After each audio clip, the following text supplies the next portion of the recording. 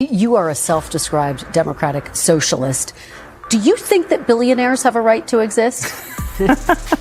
I don't think that we should have billionaires. Do I see him as an enemy of America? Yeah. What he's saying? You're damn right I do. I think he's going to destroy New York City. This guy becomes mayor, the city is gone. Deeply bigoted, and that's what Rudy Giuliani was. Bigoted nonsense, total trash. You ignore every lie he just said.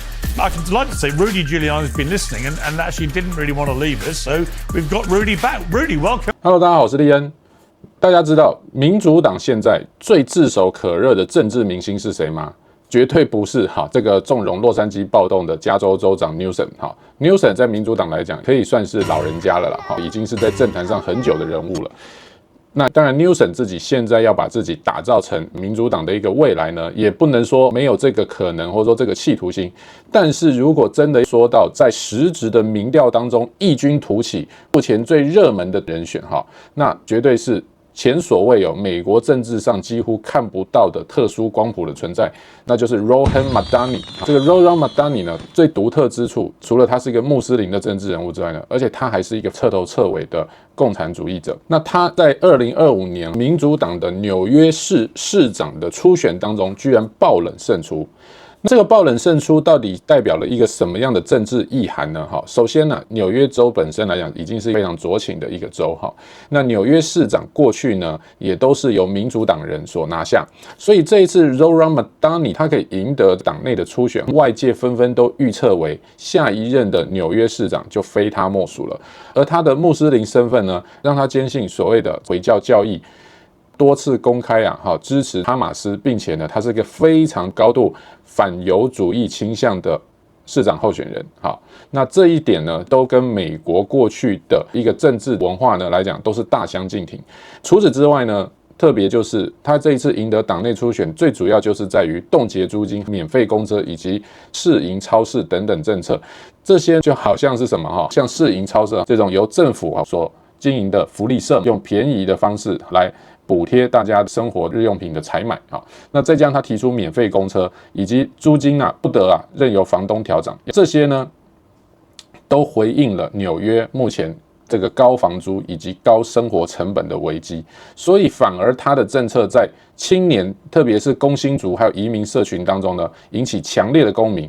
那这一次他之所以会赢得党内初选，也是因为他的团队很聪明的，居然在选前的14天内呢，成功的增加了3.7万新民主党选民的登记，远高于2021年同期呢，仅只有3000人增加。所以他的民调一跃在选前14天黄金交叉超车，成为了党内初选的最大黑马。如果看他这个选举的操作手法，就会发现他不光只是单纯的一个穆斯林的共产主义者，可以说也是有勇有谋，能够成功的煽动起这么多的新民主党选民的登记这就说明不一般般。那我今天呢特别找了 Piers Morgan 的 Uncensored 节目上面，他邀请了前纽约市长朱利安尼以及民主党的支持者跟一些其他的嘉宾一起共同激烈的讨论曼达尼到底是什么地方成功，而为什么他又令美国的保守派视作是一个非常危险的头号人物呢？就让我们一起来看吧 ，Let's go。Almost 8 months on from the presidential election, and it's still unclear who is leading the Democrats and whether they'll campaign from the center, the left, or the very, very left. Well, Zohran Mamdani may offer a clue. He's a charismatic Muslim socialist who doesn't believe billionaires should exist, and he just won a stunning victory in the Democratic primary for mayor of New York City, the biggest in the United States. Some of his policies are already raising eyebrows. We went on your website and realized there's a policy proposal that says your plan, and I'm going to quote it for folks, is to shift the tax burden from overtaxed homeowners in the outer boroughs to more expensive homes in richer and whiter neighborhoods. Explain why you are bringing race into your tax proposal.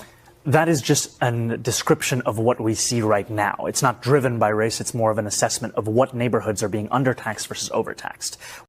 Well, the backlash has been swift and in some cases, let's face it, racist. Congressman Andy Ogles called him Little Muhammad, while Nancy Mace accused voters of, quotes, forgetting 9/11, close quotes. Marjorie Taylor Greene posted a picture of a Statue of Liberty in a burqa before later praising him in an interview with Tucker Carlson. That guy was the only person in the New York City mayor's debate to say he wanted to focus on New York City. All the candidates were asked, if you could visit a foreign country, what would it be? And they all, of course, all had an answer. I think most said Israel. Great. And he said, I wouldn't go anywhere. I'd stay in New York.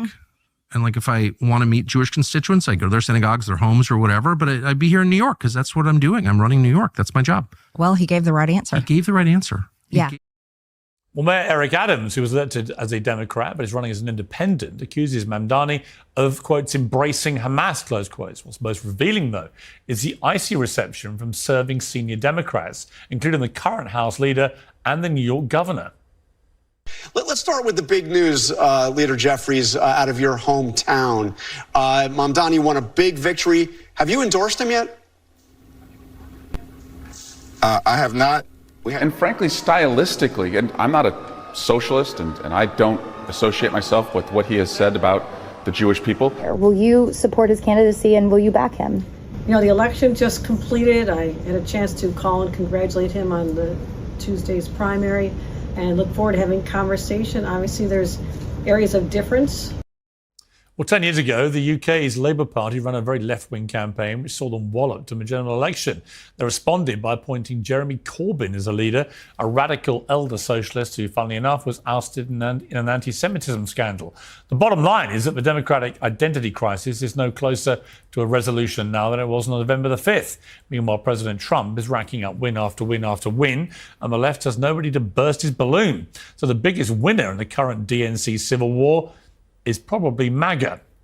In a moment, we'll debate all this with my panel, founder and CEO of the Young Turks, Cenk Uygur, News Nation correspondent Geraldo Rivera, and the former DNC fundraiser, Lindy Lee. But first, to give us plenty to debate, I'm sure I'm joined by the former mayor of New York, Rudy Giuliani. Rudy, great to have you back on Uncensored.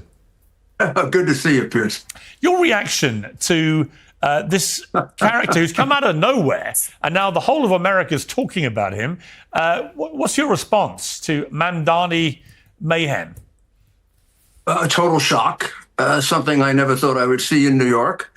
New York has always been a little bit more inclined to be reasonable when necessary. I mean, we're the only one of these crooked Democratic cities that at any time in the last 60 or 70 years has elected a Republican. Chicago, 70 years of Democrats, Detroit. I mean, you've had me, LaGuardia, Bloomberg. They don't have anything like that. No reform, nothing. So plus we're the biggest Jewish city. For a while, we were the biggest Jewish city in the world. I think Tel Aviv has now passed us. So this is a shock to me that somebody like this would come along. And it isn't even just the anti-Semitism and the anti-Jewish hate. We've almost gotten used to it in the streets of New York now over the last 2 to 3 years. This guy is a major supporter of Hamas. This is a terrorist group that wants to destroy not just Israel, they want to destroy America. Their children are taught from about 2 years old, death to Israel, death to America. Rudy, where has he expressed any support for Hamas? Because I haven't seen that. Oh, my goodness. I mean, he was... by and large, he wouldn't condemn what they did when they wiped out the Israeli people. He has refused to condemn them. He refuses to acknowledge they're a terrorist group. Every time he's asked, he just kind of punts on the question. He has very, very, very strong statements that sound a lot like Hamas, intifada forever, intifada all over the world. And then he tries to claim that he has his own definition of intifada. Sorry, Zohran, you're not entitled to your own definition of intifada. They've killed about 8,000 people. That kind of sets a definition for it. We know what you're talking about. So I think you could put together a case that he supports an internationally acknowledged terrorist group that is a close ally of Iran. I mean, remember, although one is Sunni and the other is Shia, and they hate each other, Iran and Hamas, they join on two things: destroy Israel, destroy America. Death to America, death to Israel. That's what brings Iran and Hamas together. But really, why if you believe he's so, the way you've just categorized, why are so many New Yorkers in a city, as you said, which has more Jews outside of Israel than any city in the world, why would they have rallied behind this guy if he's such an enemy of Jewish people? Well, Piers, that's a very good question. It leads me to what's wrong with the people of my city. What's wrong with the people of Chicago? I mean, they had a mayoral primary a couple of years ago, and they picked the most outrageous, the most radical, and the dumbest candidate for mayor, who's now a complete disaster. And they've been doing it for 65 years, even though they're a shooting gallery every Saturday night. There's a brainwashing that has taken place in these old Democrat cities. It's the same reason why you'll go into some districts in New York and Biden got 95% of the vote.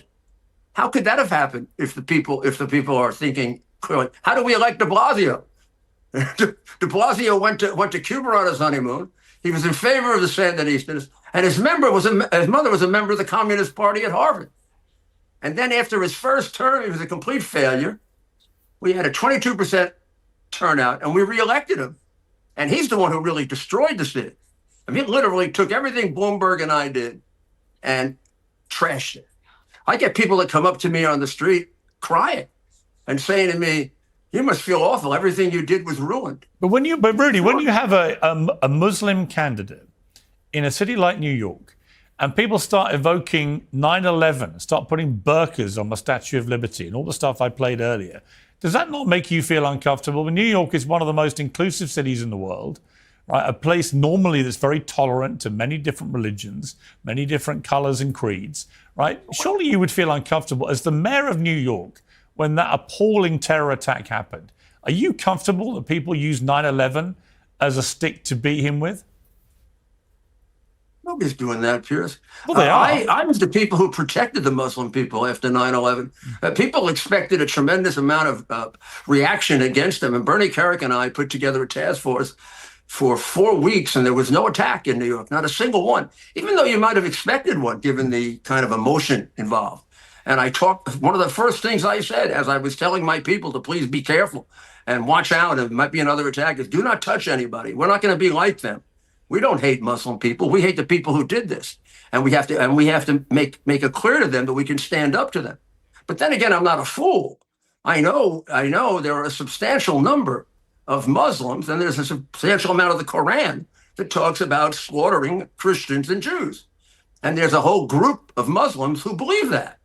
And unfortunately, an undetermined number of them got into this country in the last 4 years, unlike any other time in our history, because of our pathetic President Biden, who also gave Iran hundreds of millions of dollars, and Obama did it in cash. But would you have a problem, Rudy? Would you have a problem with a Muslim mayor of New York?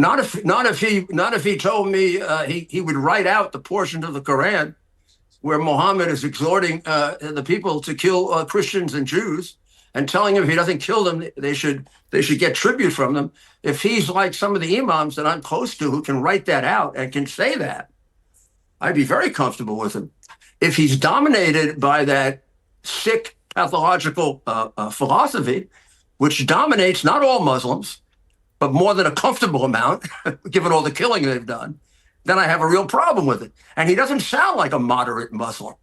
He sounds like a Muslim extremist. You said, Rudy, that you think there may need to be an investigation to see if Mamdani is an enemy of America. Is that the kind of language that is sensible? You said, Mr. Benny Johnson. I didn't mean an investigation criminal. I meant for the purpose of voting. You and I should do the investigation as voters. Do you really see him as an enemy of America?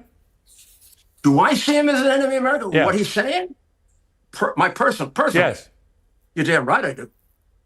I think he's going to destroy New York City. I think this is a disaster time for New York City. This guy becomes mayor, the city is gone. People are leaving the city already. You can't say things like the things he's saying and not frighten the hell out of people.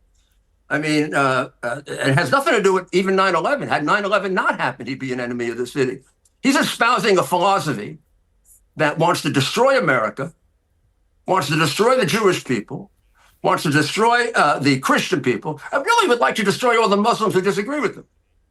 And he is a very strong supporter of that. And he doesn't make a distinction. And he becomes very cute and stupid and silly. Plus, he's totally unqualified. He's a 33-year-old do-nothing from a rich family who's never accomplished a damn thing in his life. Whenever we've gotten a mayor like that, he's been a terrible failure, like de Blasio. This guy's not an accomplished man. He's a rich kid who has learned excessive, crazy philosophy so that he can sound smart, I think. That's the best explanation I can give of him. It might be worse. Rudy Giuliani, always good to talk to you. Thank you very much indeed for joining me. Thanks, Piers. Good to see you. You look great. Thank you. So do you. Let's debate this now with Cenk, Geraldo, and Lindy. Well, Cenk, you were pulling a lot of faces there. What did you make of what Rudy Giuliani said? Yeah, your audience should ignore everything Rudy Giuliani just said. Everything was a lie. Mamdani's never supported Hamas, never said the word intifada, doesn't hate Jews or Christians. Muslims don't have to write out parts of the Quran. It would be absurd to say, hey, if you're a Jew running for mayor, you've now got to write out parts of the Torah or the Talmud. Otherwise, we don't accept Jews. If you said you're a Christian running, but you've got to cancel out parts of the Bible, otherwise we won't let Christians run. It would be deeply bigoted. And that's what Rudy Giuliani was. Bigoted nonsense, total trash. Ignore every lie he just said. Now, let's talk about, look, there's three different types of people going against Mamdani. There's the economic criticism, which is interesting, legitimate, and debate-worthy. Then there's the people who are opposed to him because he won't bow his head to Israel. And that's Rudy. And that's almost everyone in Democratic establishment and the Republican establishment. So those folks say, no, that's it. This guy won't bow. If he won't bow to Israel, if he's New York first, unacceptable. He has to be Israel first. And that's absurd. And they're deeply racist and they're bigots. And I can't stand it. So there's other critiques of Mamdani we can get into, but in terms of this whole attack against him being Muslim and him not kissing Israel's ass is totally not relevant to New York and is only an argument made by bigots. So I hope I've been clear enough. I think you've made your position very clear. Geraldo, welcome back. Well, I think several things. Nice to see you, Piers and panel. I think, first of all, he has used the expression intifada. He wants to globalize the intifada, and he speaks about it quite often. Let me finish. Secondly, I agree with you. I agree with you. Please, it's not. It's on the record. Just look it up. The second thing is that the whole notion. He's never said it. The whole notion of moving the tax burden in New York from the richer, whiter neighborhoods to the richer, whiter neighborhoods, as if the richer, whiter neighborhoods don't pay enough in tax. We've had enormous flight of the people who do pay tax to the suburbs and to other states. And all we have to do is increase the tax, the real estate tax, even more under his proposal. And you'll have no taxable base. You'll have no rich, white people to pay the tax. The third thing, and curiously, I agree in a twisted way about the situation with the Palestinians. I believe that what you saw, and this is the underreported headline, I believe, is that you saw a cataclysmic shift in the Jewish vote. It was a generational shift. Older Jews and in neighborhoods that were 100% Jews, like the Hasidic neighborhoods and others, they went with Governor Cuomo in the Democratic primary just passed. The people who voted against Cuomo and for Mamdani were the young Jewish voters who are activists, who are in the hundreds of thousands in New York. They are, half of that generation in the city of New York. They are part of the lifeblood of the city. They rejected their parents' Israel always and forever, no matter what kind of view, and they are sick to death of what's happening in Gaza. They can't stand to see Israel continue to wage this very, very unfair, violent campaign against civilians in Gaza. Now you're not talking about Iran, you're not talking about Syria or Hezbollah or the big picture, but you're talking specifically about what's going on in Gaza. It has sickened. I know I have kids in New York. Two of my children live in New York. Two now, I just hesitate because one just moved, but two live in New York. They vote in New York. I voted for Giuliani. I voted for Bloomberg. But to see these kids are rejecting their parents, Israel always and forever, no matter what. and saying, wait a second, Israel has to be held to the same standard as any other nation. We're not going to let you push us. And we are voting, and they rejected the Democratic establishment candidate and the old school ways, and they embrace something much more energetic and humane and compassionate, I believe. Yeah, and I think also I would add to that, Cuomo is hardly a clean whistle when it comes to candidates. There's a lot of baggage there, which people have probably not forgotten, and, you know, memories live long. Lindy, you were listening to that quite intently. I mean, it's a really interesting political story, isn't it? That this guy, Mamdani's come out of nowhere, and he's basically taking down one of the most experienced politicians in the country, in Andrew Cuomo. It's not over yet, but it's looking pretty perilous for Cuomo.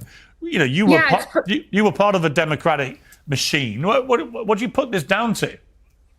It is pretty much over because Cuomo won't quit. So Cuomo and Eric Adams are both running. So what do you think is going to happen? They're going to split the opposition vote to Mamdani. So chances are he's going to be the next mayor. And Cenk, I just want to say my opposition to him has nothing at all to do with Israel or his faith. It's nothing. It's to do with his Marxist ideology. And I have to say, I feel sick to my stomach because of it. I was born in an authoritarian communist regime that murdered my great-grandfather in cold blood. So anything that reeks of communism just sends shivers down my spine. And every one of his proposals, from taxing wider neighborhoods to government-run groceries to free buses, all of these policies will end up hurting the very people he purports to want to help.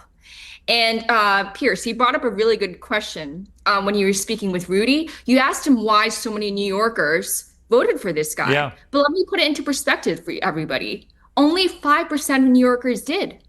Most people didn't even bother showing up. So 5% of one of the biggest cities in the world is actually not a significant amount at all. It's kind of it's just really unrepresentative of where the city. Well, I mean, to a point, but at the same time, that is what the vote was. And it has come as a real political earthquake, not least of all to the Democrats themselves, who must be thinking, what the hell is happening here?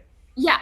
And the Democratic Party is completely broken. We've tread this ground so many times. They're a vestige of a past. But I want to say that this isn't so much a vindication or endorsement of Mamdani as a flat-out rejection of Andrew Cuomo and everything he represents. Okay.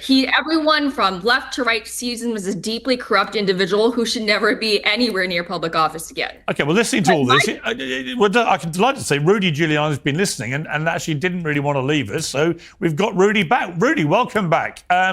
So just to clarify what a few of the panelists... By the way, you and I have exchanged a lot of mean tweets. I want to apologize. I don't know. You blocked me. I think you were very angry. I just want to take this opportunity to extend an olive branch. Wow. Okay, Rudy. Well, I'm not aware of them. I wonder if they were as excessive as the original attack on me by I thought my friend there. Highly personal and really nasty. Oh, it wasn't as bad as over the top. Yeah. But in any event, I mean, he's actually quoted. I have it here at two different events, using the word globalized the Intifada, your candidate, Zohran. And then he weasels out of it by, well, I mean, just go look at it as you were just told. I mean, try something like Rudy, reading. you're missing the distinction. Read it. He doesn't say it, but he also doesn't condemn it. He defends it. Is that a lot better? Just yesterday on Meet the Press, when he was speaking with Kristen Welker, he defended the phrase again. Come on.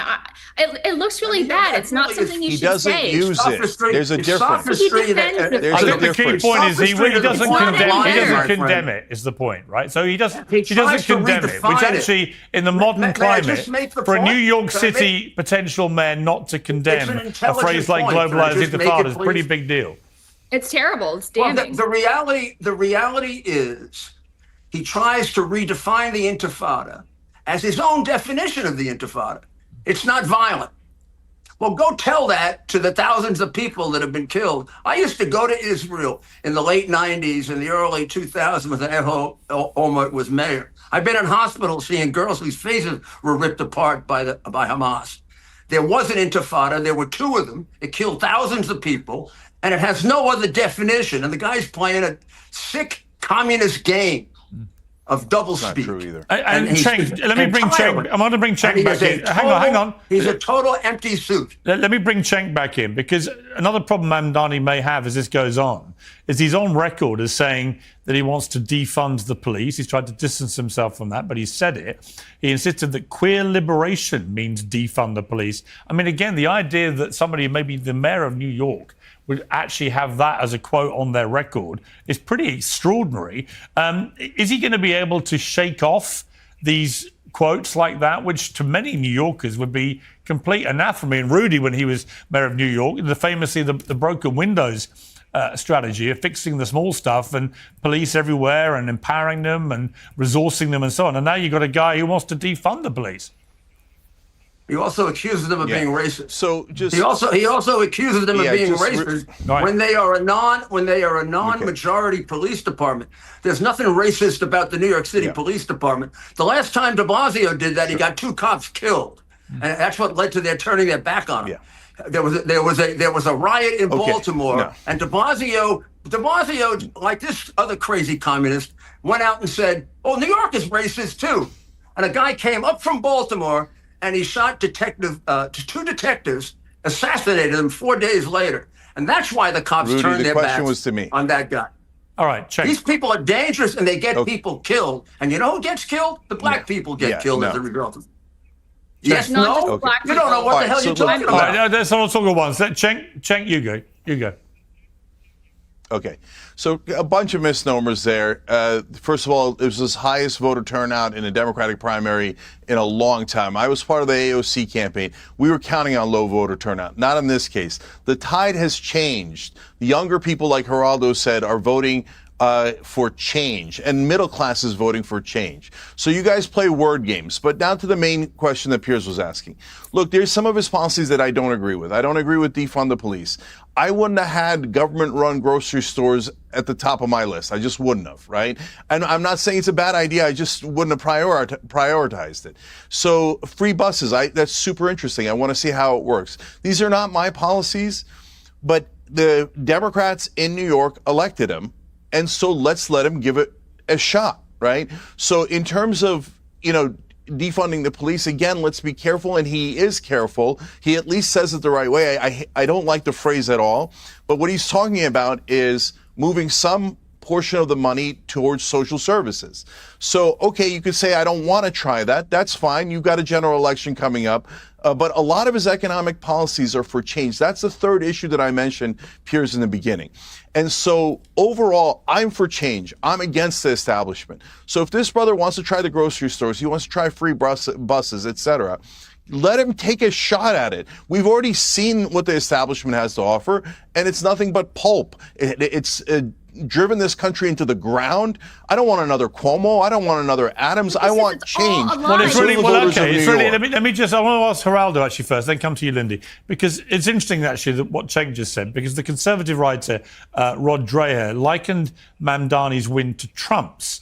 He said New York left-wing voters, quotes, lashed out against what they regard as a failed liberal establishment, electing a charismatic populist who promised a clear break with the past. We on the right can shake our heads and laugh at how dumb New York liberals and progressives were to choose a candidate as politically inexperienced and radical as Mamdani, but don't miss that this was also a referendum on the Democratic Party itself. And, I do remember, Geraldo, when in 2015 Donald Trump came down the famous elevator saying, I'm going to run for president, everyone mocking and laughing and saying he's got no experience, this is a ridiculous candidate, quoting all sorts of incendiary things he'd said before, blah, blah, blah, blah, blah. And he won. And he's now won again. So is it mad for the Democrats to actually go for a young, kind of their version of Trump?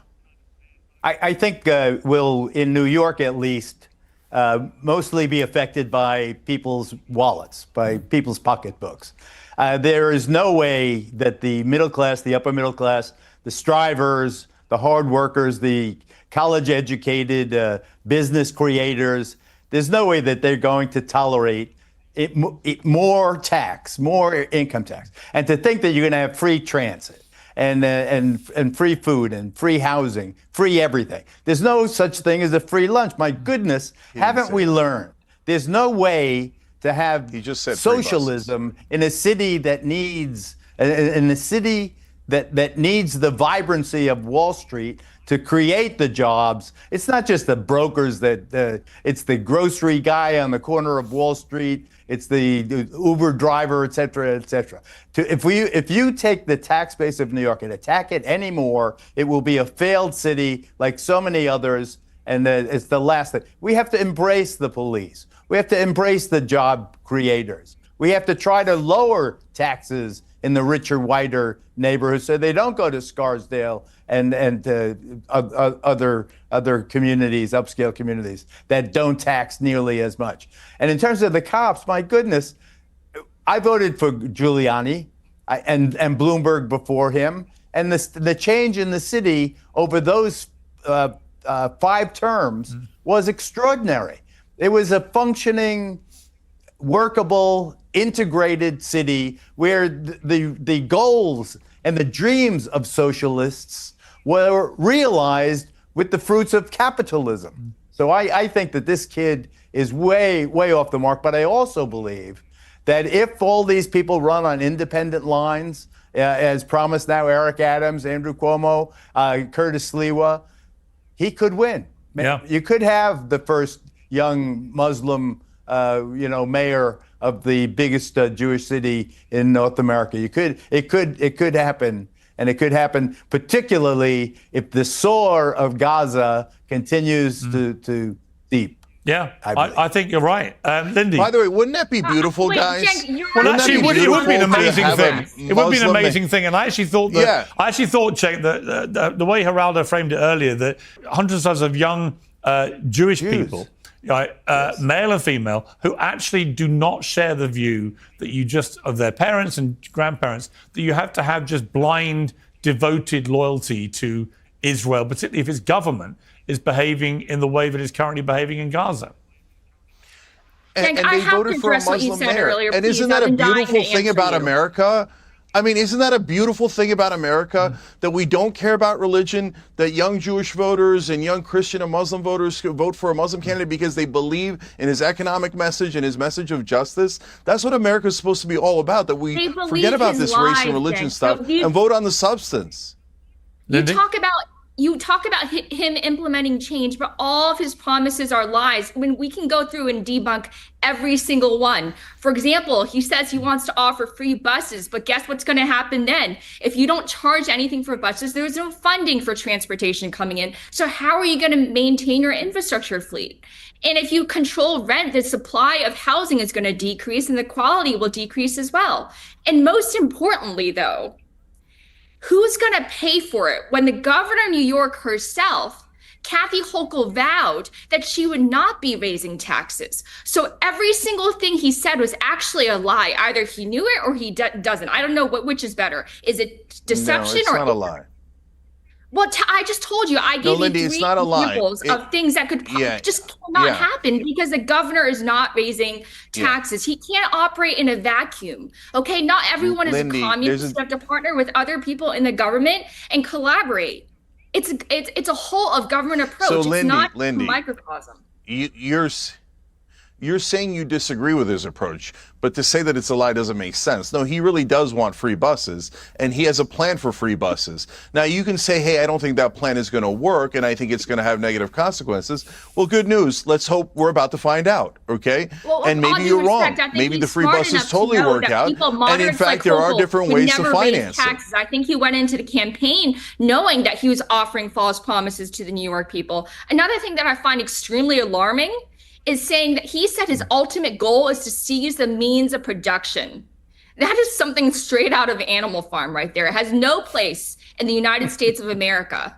He certainly has. He's got a lot of quotes on his track record. I want to pivot just before we finish this. Rudy, I want to talk to you about Donald Trump, because you could argue the last 2 or 3 weeks have been the best, really, of his entire time as president, first and second term combined. You've got this extraordinary strike on Iran's nuclear capabilities and a ceasefire coming when people did not anticipate that happening so quickly. He's got NATO to stump up to 5% of GDP on individual spending, a massive win at the Supreme Court, of course.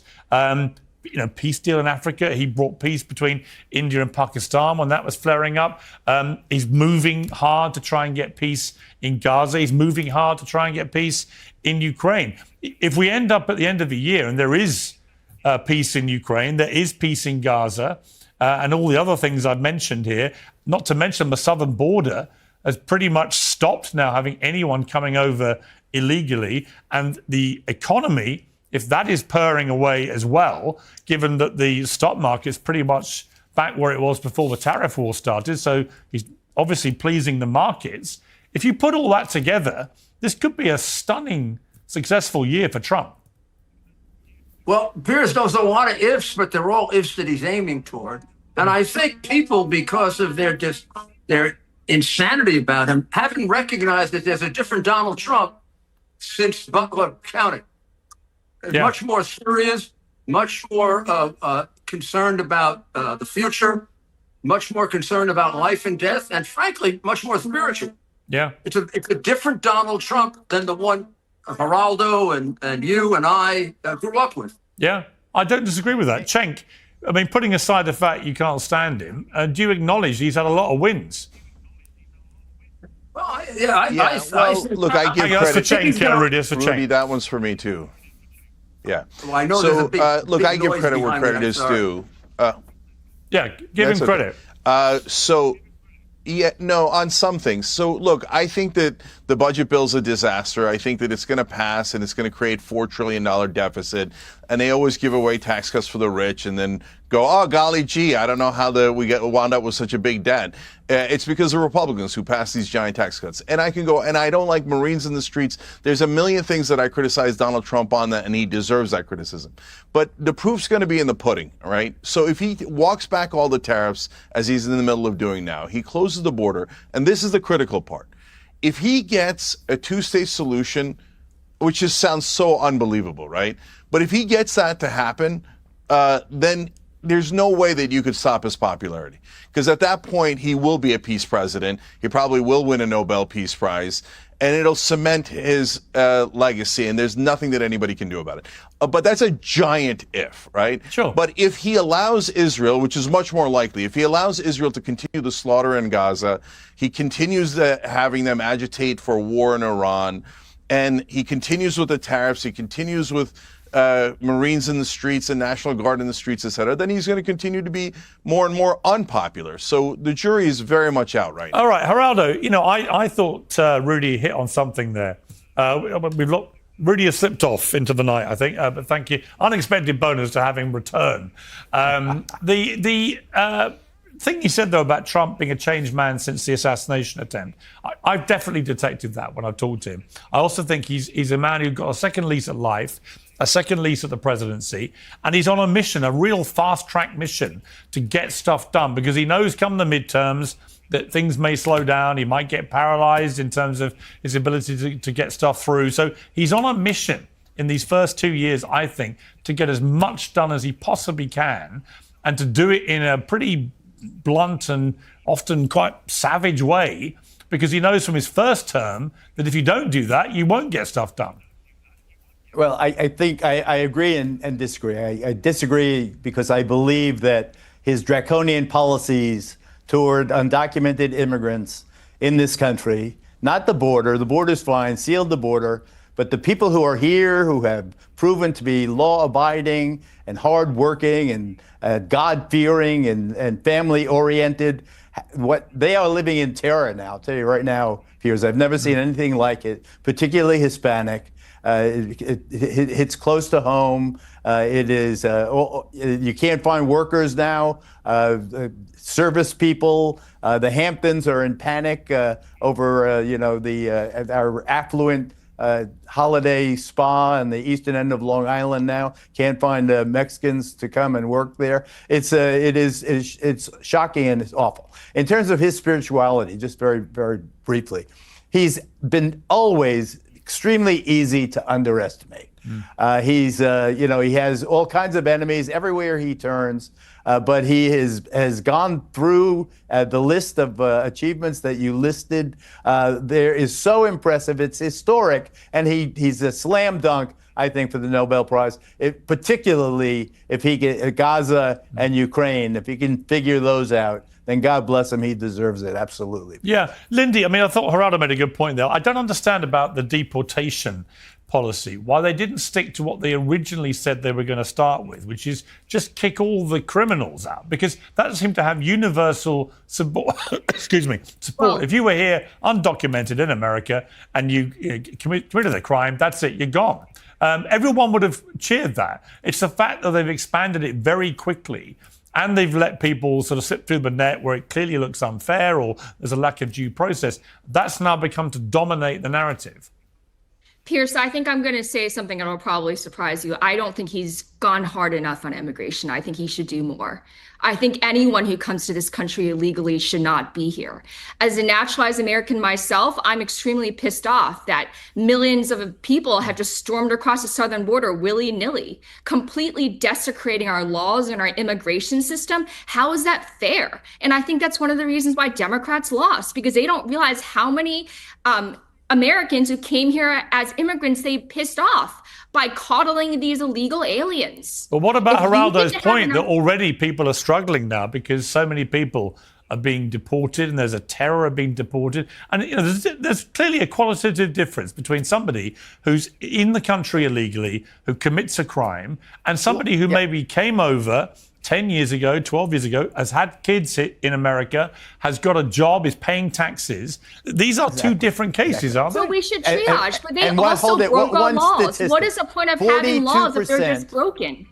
Okay, if we should have a sensible system, if you want to come to America, you got to be able to contribute to the success of this country. Please, let me, one second. You cannot be leaving Geraldo respond. My family and I came here. I came to this amazing country. God bless your family. So did all of our families. We never took a handout. I'm still talking. 42% of our agricultural workers are undocumented. And nobody disagrees with that statistic. 42% of the people who till our fields, who reap our crops, who feed us, 42% are undocumented. They're not the tabloid 1 in a million who commits a heinous crime. My point is that we should triage. Yes, Pierce, that we should prioritize the criminals, but anyone who comes here illegally does not have a right to be in this country. Of course, but the problem with that is that there are apparently up to 80 million people who are undocumented in the United States. You're going to throw them all out? I mean, that seems to me a ridiculous aspiration. We don't have the resources to throw them all out, but my personal view is that you should be respectful to the laws and regulations. I don't disagree with that, but I do think you can't throw out 80 million people, particularly in a country, Cenk, which is founded on immigrants. Cenk. Yeah, so I'm also a naturalized citizen, and my family came here because we love this country. And if you saw America the way that I see it, I think you'd love it even more. So I get it that people are frustrated that people are coming in illegally, but they didn't come here. The great majority of them didn't come here for anything but economic opportunity for their families. So look, people want to close the border, and Trump has done a good job of closing the border. Credit where credit is due. That is what people voted for. But I think Joe Rogan is right. They did not, and I think Geraldo's right. They did not vote for ICE to go in the middle of the country, in the middle of our cities, and uproot people that have been here 10 years, 20 years, that are doing super hard work. We should have a reasonable, sane immigration policy where we have a pathway to citizenship. We should acknowledge that we need these workers, and we should get them decent wages and a decent policy, by the way, and close the border. Do it right. Instead, what's happening now is we have undocumented immigration mainly because of corporate power. They want to be able to pay these guys less. They want to be able to use their work and not give them the right credit for it, or, by the way, use their work instead of Americans and not pay them the proper wages. Okay. So the real problem is corporate rule, and that's why we can't get to it. But I would love to see you demonstrate the same sympathy to the victims of the rapes and the murders committed by illegal aliens, by the millions of people that Biden let into this country. Can I address that real quick? Unvetted. Yeah.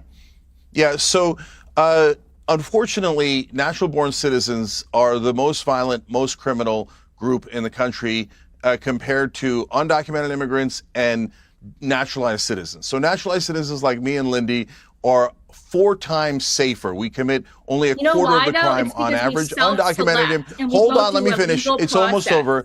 Undocumented immigrants commit half the crime of natural-born citizens. So does that mean we should kick out the natural-born citizens or natural-born citizens? Tell that to Lincoln Riley, by the way, who's no longer the number alive. of criminals are small in each one of those categories. And demagoguing about criminality when on average undocumented immigrants commit half the crime of the people that are born here is just demagoguery. The one thing I would like driving towards Listen, real Lindy, we got to wrap up, I'm afraid. But you're an immigrant in this country. Lindy, I'm going to wrap it. I'm sorry. You should not be committing any crimes. Well, I agree with that. But what I would say is the one thing I would like, as part of all this, I would like someone like me, who's lived and worked in America and has a home there for 20 years now, I would like to be described as something else on my visa other than exceptional alien. I think there's something very unfriendly about the description of me as an. I mean, I like to think I'm exceptional. It's the word alien really pisses me off.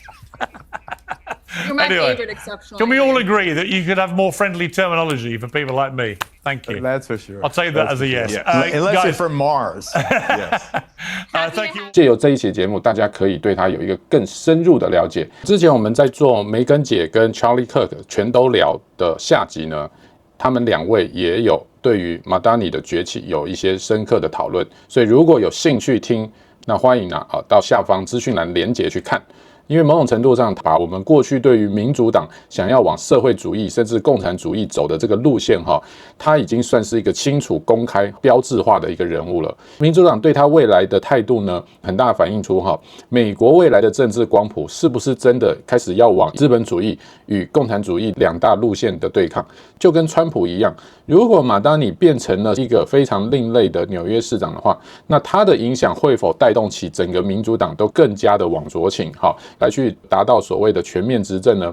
还是好像我们在会员频道里做的 All In Podcast 节目当中呢，像 Chamas 就认为这个是不可能会成功的，顶多只是会让纽约市呢就一次沉沦到底。 I think what you're probably seeing is quite a sophisticated A/B test, and I think that the political wingmen and the money people that want to be in control know how to run candidates on platforms that can win. And this is a clear winning strategy in left-leaning major metropolitan centers. So what I would say, just to refine what you guys are saying, is that this platform is not new. I've seen it for the last decade. I think you're going to see it for the next few decades. It doesn't work. And so you're going to see the same results in New York City that you've already seen in London, which has become unlivable, sadly, one of my favorite cities in the world. If you don't believe it, go visit there. Chicago, which I haven't been to in 15 years and will never go to, is a disaster. So my point is, it just doesn't work. So you can win. It actually isn't very effective, and it doesn't scale to the national level. 好，圈马史是认为Mamdani 只不过会让纽约市民再一次得到最深痛的教训，那就是这种社会主义路线终究还是会失败。那到底怎么样呢？我们持续来关注Mamdani是否未来会成为民主党的明日之星，还是只是昙花一现？就不要错过我们超级神队友，我们下部影片再见，拜拜。